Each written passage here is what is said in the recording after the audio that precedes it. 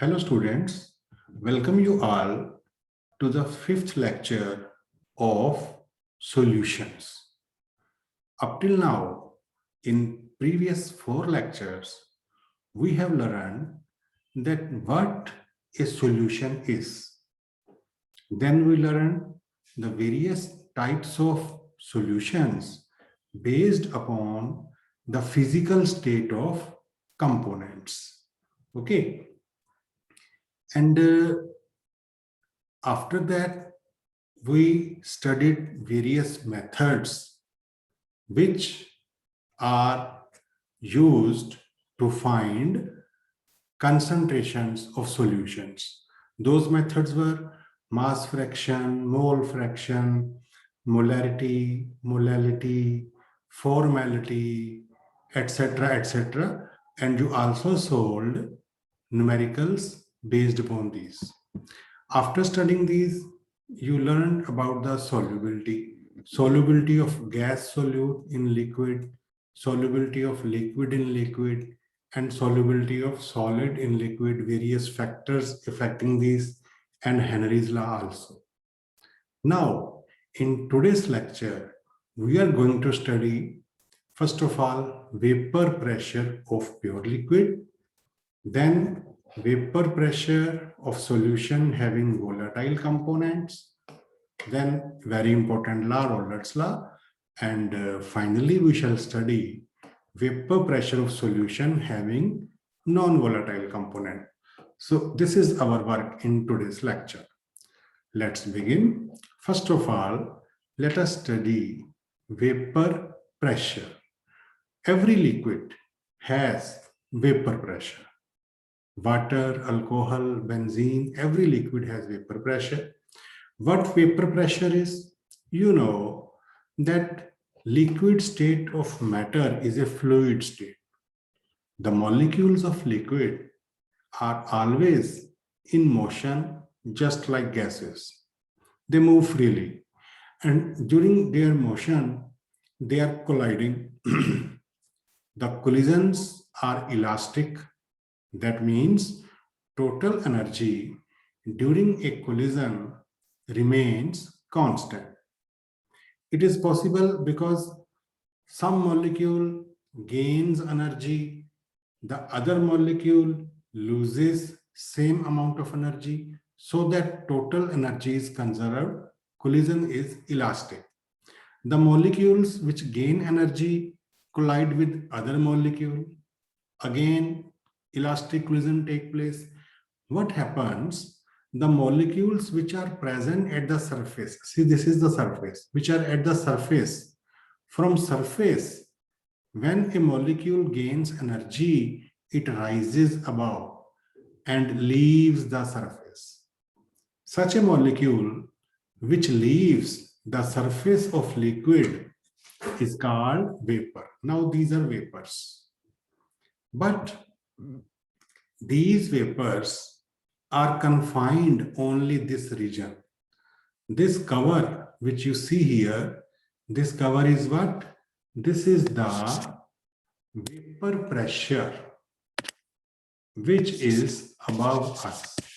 Sorry, this is the atmospheric pressure. This cover is of atmospheric pressure, which is about 760 mm of mercury, or 180 m or 1 bar, you can say. Okay, so due to this atmospheric pressure, these vapors cannot go beyond. Okay, so if we have some liquid in a beaker, the process of evaporation is going on. Liquid molecules are always colliding together. Some molecules are gaining energy and going away from the surface. The process is evaporation. But due to atmospheric pressure, they are confined in some region, and these vapors also colliding with each other. Again, collisions are elastic. The molecules which lose energy return back in liquid form, and this process is called condensation. If we keep some water in a beaker and mark a sign at its level, we will see that after 10-20 minutes, the level of water is not going to decrease. Why? Is evaporation not taking place? No, it is taking place. Then why level is not decreasing? Because evaporation is taking place along with condensation. Both are, the rate of both is equal and opposite. That means there is an equilibrium. So all this thing is happening at some temperature, at a constant temperature. So now in this equilibrium state, at constant temperature, the pressure which is exerted by vapors of liquid is called vapor pressure. You can learn it from here now. Liquids at a given temperature vaporize, and under equilibrium condition, the pressure exerted by vapors of the liquid over the liquid phase is called vapor pressure. So every liquid has some vapor pressure. Now, some liquids have higher vapor pressure, some liquids have lower vapor pressure. Why? Because vapor pressure is affected by some factors. First factor is nature of liquid. Nature of liquid means the trend of intermolecular forces of attraction. Okay. All liquids, molecules are held together by some kind of attractive forces. When these forces are strong enough, the process of evaporation will be less, because the molecules are held by strong forces. They cannot escape easily, they cannot go easily into vapor form. And when IM forces are weak, evaporation will be faster, more vapors will be formed, and VP will be higher. So we can say that strength of IM forces of attraction is inversely related to vapor pressure. Now, you can know that from water and petrol, VP of petrol is much higher. If we keep water and petrol same amount into different beakers, after say 10 minutes, you will see that all petrol has evaporated. There is nothing left in the beaker, but water is still there. Why it happened? Because water molecules are held by very strong intermolecular H bondings, whereas petrol molecules, it is just contain a hydrocarbon which is not having any polarity. So petrol molecules are held by weak van der Waals forces, London forces.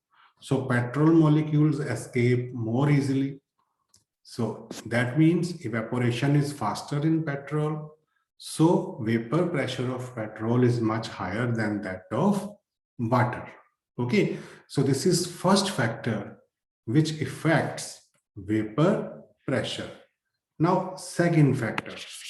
Second factor is surface area.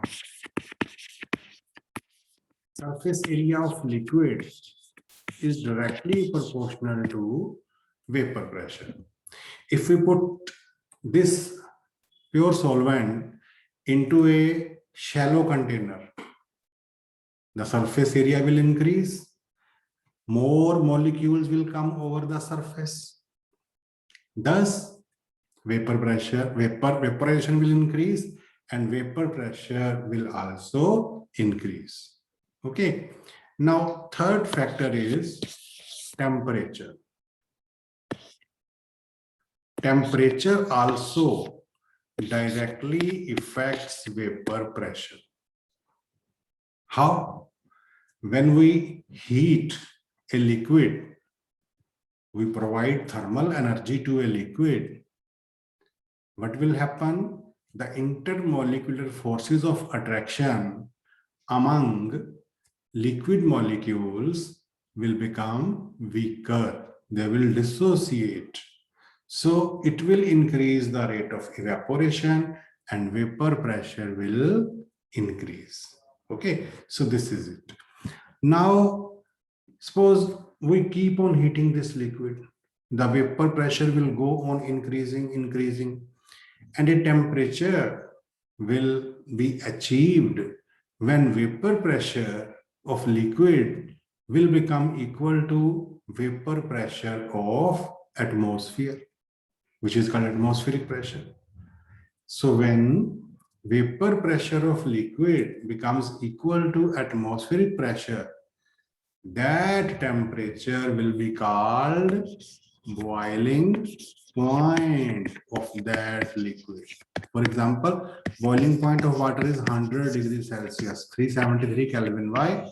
Because at this temperature, vapor pressure of water becomes equal to atmospheric pressure. That is why now water is not liquid. That has escaped, that has pushed away the atmosphere. Due to that reason, the substances which have vapor pressure higher than atmospheric pressure are not confined in a beaker. They are in gaseous state. For example, there is air around us. Air has oxygen, nitrogen. All these are gases in our room. Why? Because their vapor pressure is much higher than atmospheric pressure. But water is liquid in our room. There are many other liquids. Why they are liquids? Why they are confined to a beaker, to a container? Because their vapor pressure is much lesser than atmospheric pressure. Okay, now you are clear about it. Now, in this unit, we are studying about solutions. This I just explained you to revise your previous concept of vapor pressure. We have to study vapor pressure of solutions.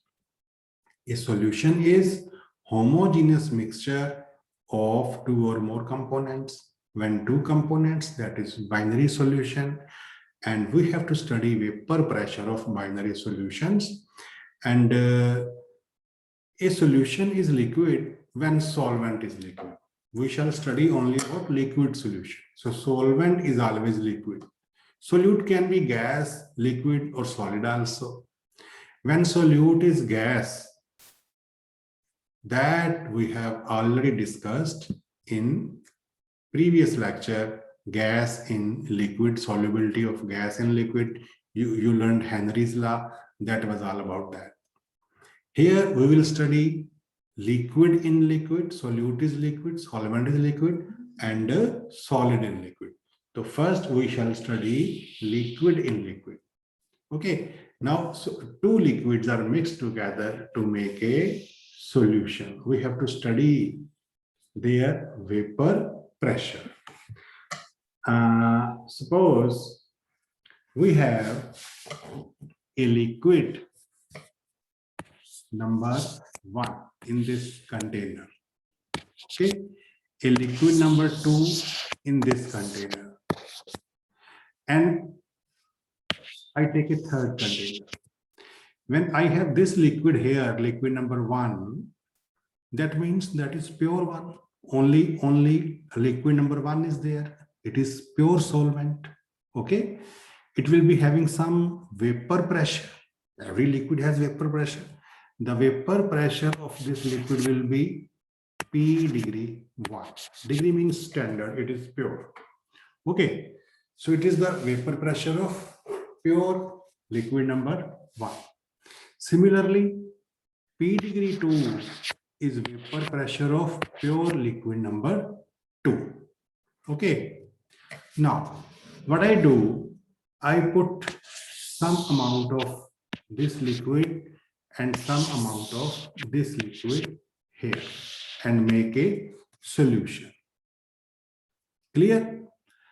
Now, when only liquid number 1 was here, so in this beaker, mole fraction of liquid number 1 is 1. 1 means unity. So this beaker is having only liquid number 1. So mole fraction of liquid number 1 is 1. Similarly, in this beaker, mole fraction of liquid number 2 is also 1. It is also pure. And here in this solution, some mole fraction of liquid number 1, some fraction of liquid number 2 is there, and the sum of both is 1. Clear? You got it? Means in a solution, total mole fraction is 1. That means mole fraction of liquid number 1 and liquid number 2 both are lesser than 1. Clear? Now, what will be the vapor pressure of this solution? According to Rollett's law, vapor pressure of this solution will be equal to the partial pressure of liquid number 1 and partial pressure of liquid number 2. This is called Rollett's law. Okay. What is Rollett's law? The pressure of a solution, vapor pressure of a solution, is the sum of partial pressures of components. Clear? Now, what is partial pressure? You have learned in your 11th syllabus that partial pressure is the product of mole fraction and pressure in pure state. Similarly, P2 will be x2 into T degree 2. You can also write Rollett's law like this. Okay. So if we write Rollett's law in some statement form, we can write according to Rollett's law.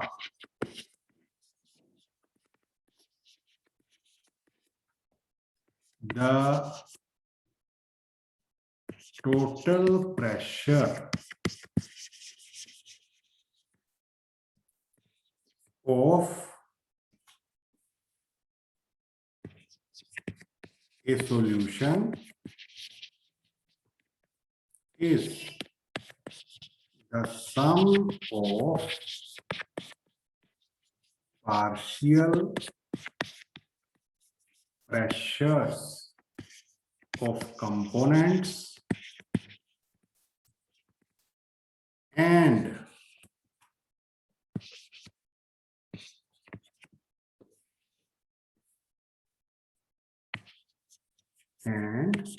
partial pressure of a component is the product of its mole fraction and its pressure in pure state. So you can write it like this. Clear?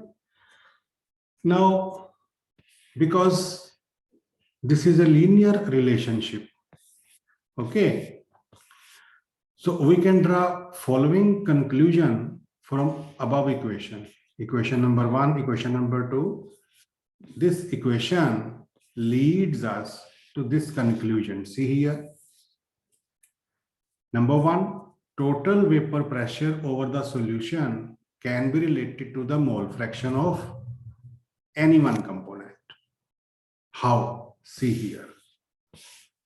In equation 2, we are taking two components, but total pressure can be related to mole fraction of only any one, either first or second. How? Because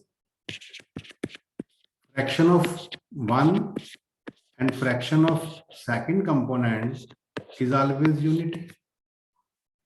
That means fraction of second component will be 1 minus x1.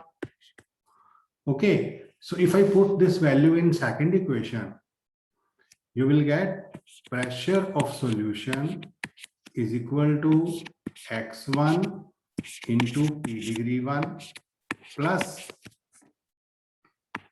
at the place of x2 we can put 1 minus x1 into p degree 2. So in this equation we have taken only x1. Similarly, we can take only x2, means we can take fraction of any one component. So now you should be clear about first conclusion, that total vapor pressure over the solution can be related to the mole fraction of any one component. Second, total vapor pressure over the solution varies linearly with the mole fraction of component 2. See in this graph, there is linear relation. In this graph, here x1 is 1, x2 is 0, means it is pure component number 1. Here x1 0, x2 1, it is pure component number 2. Okay. Now this green line shows you the vapor pressure variation of component number 2. This line shows component number 1. When pure 1, its pressure is p degree 1 here. When its fraction is decreasing, its pressure is decreasing. Similarly, it is pure component number 2, p degree 2. It is decreasing along this, increasing along there. And the sum of these two, when we are between these two limits, there will be solution. This limit is pure component number 1. This is pure component number 2. Between these two limits, we are having a solution. Suppose if we are here only, what will be the vapor pressure here? It is the Vp of solution, and it will be equal to the sum of partial pressure of component 1 and 2. Okay, so this is what Rowlett law is. There is linear relationship. Now, third point, third conclusion, depending on vapor pressures of pure component 1 and 2, total vapor pressure over the solution of the mole fraction of component 1 decrease or increase, depending on the vapor pressures of pure component 1 and 2, total vapor pressure over the solution decreases or increases with increase of the mole fraction of component 1. And same is true with component 2 also. Clear? So this was about Rowlett's law. When we have two liquids mixed together, both have their vapor pressure, both have their mole fractions, and we can lead to Rowlett's law, and these are the three conclusions. Now, of course, when there is a solution of two components here, some vapors will be over it. Again, same situation. Now, vapors of this solution will be having vapors of component 1 and component 2 also. And their composition, how to find their composition, you can use this relation. Here, see, the composition of vapor phase in equilibrium with the solution is determined by partial pressures of the components. If Y1 and Y2 are the mole fractions of component 1 and 2 in vapor phase, then we can apply Dalton's law. P1 will be Y1 into X total, and P2 will be Y2 into X sorry, let me write it like this. P1 will be equal to Y1 into total pressure. Similarly, P2 will be equal to Y2 into total pressure, means pressure of a solution. This relation you can use in vapor phase. In some numerical, you will get it. For example, see this numerical. It is an example given in your book. Statement is vapor pressure of chloroform and dichloromethane at this temperature is this much and this much. First of all, you have to calculate the VP of solution prepared by mixing 25.5 gram of first component and 40 gram of second component. And secondly, you have to find their mole fraction in vapor phase. Clear? So we will use all these formulas here. First of all, both components are given, have been provided with their molecular formulae. From their molecular formulae, we can get their molar masses. Okay. From their molar masses, we can get their number of moles. Number of mole means given mass over molecular mass. So these are number of moles. From their number of moles, we can calculate their mole fractions. Mole fraction means number of moles of that component upon total number of moles. So this is fraction of first component. This is of second component. Now using Rollett's law, we can get total pressure of a solution by putting these values here. So this is the first answer. Now in vapor phase, what we shall do? In vapor phase, we shall multiply the total pressure with partial pressure to get mole fraction, because relation is partial pressure of a component is its mole fraction into total pressure. We have to calculate mole fraction. So P total partial pressure divided by total pressure will give mole fraction. We have used this in this here. Okay, divided by total pressure. You can solve it like this. There are many other examples also. For example, a problem is given here based upon similar situation. You can solve this numerical. This is your home task. Okay. Now, one important thing is that Rollett's law as a special case of Henry's law. Henry's law, solubility of gas and liquid, you learned already. Rollett's law, solubility of liquid in liquid. Now you are learning. Both are related. Rollett's law is a special case of Henry's law. Okay, how? According to Rollett's law, VP of volatile component in a given solution is given by this relation. Okay. And in the solution of gas and liquid, one of the component is so volatile that it exists as a gas. We are considering gas as a highly volatile component. What is gas? A highly volatile liquid is gas. Okay.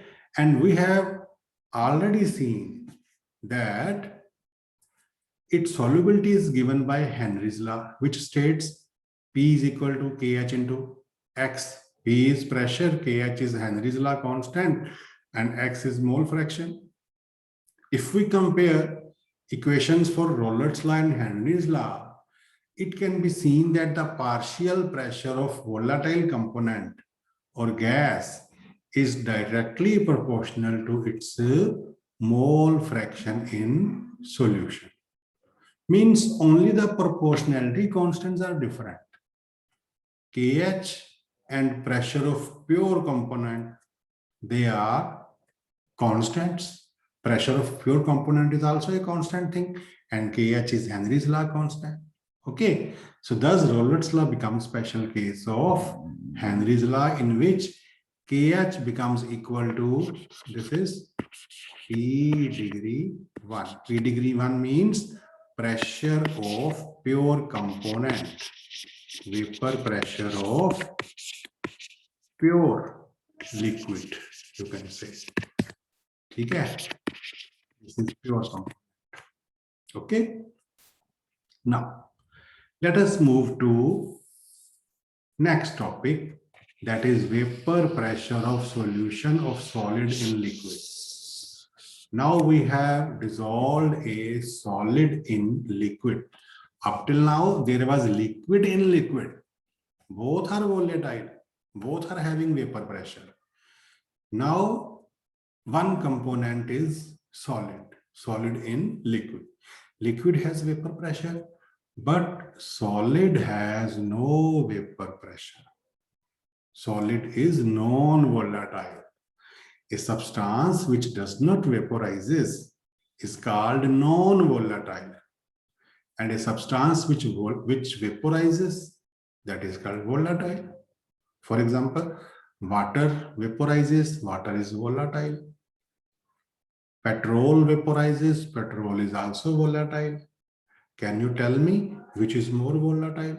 Of course, petrol is, it has more vapors, more rate of evaporation, more vapor pressure.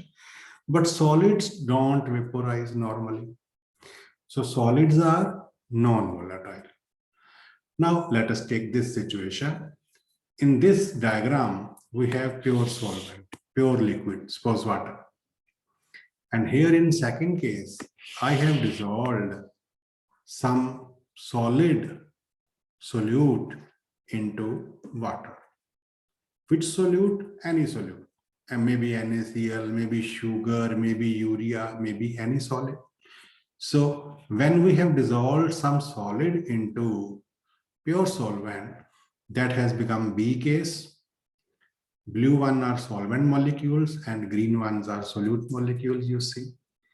In this diagram, you are seeing that when pure solvent was there, all molecules, all blue molecules are solvent molecules. The surface was occupied only by solvent molecules. It was the surface area of solvent, and surface area affects vapor pressure. So vapors are forming. But in second case, solute molecules are also there in solution. And solution is homogeneous mixture. Homogeneous means uniform distribution, uniform composition. So surface also is composed of solvent as well as solute. Because it is a solution, there is uniformity. So some surface is occupied by green molecules which will not evaporate, which are non-volatile. So you see, surface area of solvent has decreased. Total surface area is same. What has decreased is surface area of solvent molecules. That is why evaporation will be less vapors will be formed, and vapor pressure will decrease. It is evident from this diagram that when we dissolve a non-volatile solute in a pure solvent, in a liquid, its vapor pressure decreases because surface area of solvent decreases. Clear?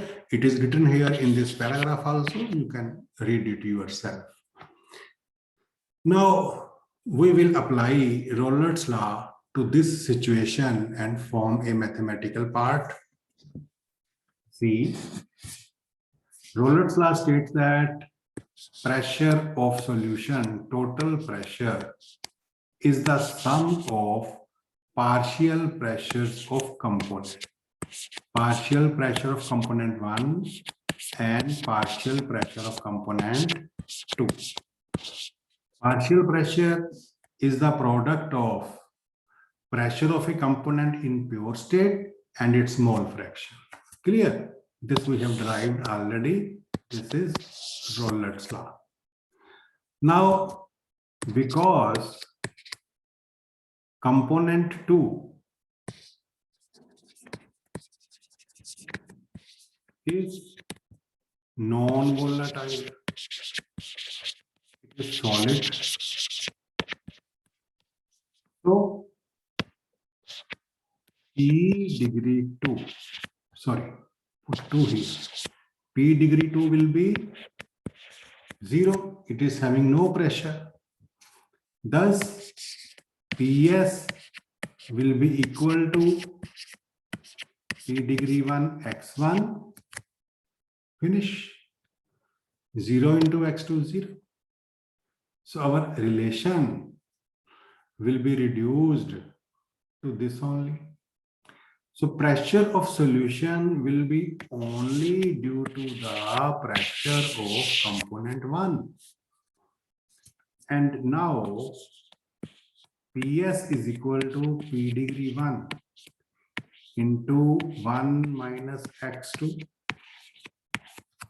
Why x2? You know, x1 plus x2 is equal to 1. And x1 will be equal to 1 minus x2. We are relating with the mole fraction of second component. x2 is the mole fraction of non-volatile component here. So PS will be equal to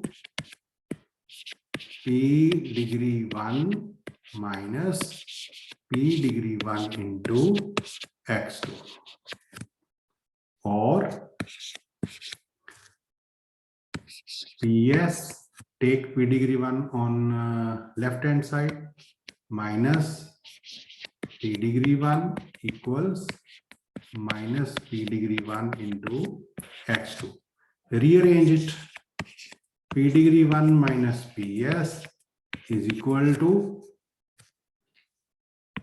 P degree 1 into x. We have just reversed the signs.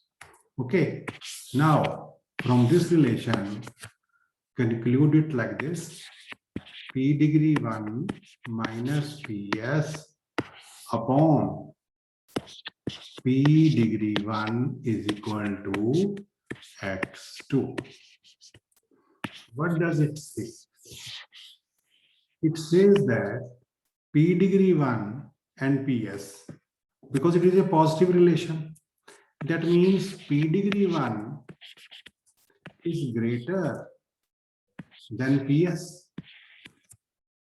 Only then it is a positive relation. And all this is equal to x2. x2 is mole fraction of non-volatile solute. So it shows that what theory is showing, it is only enforcing that.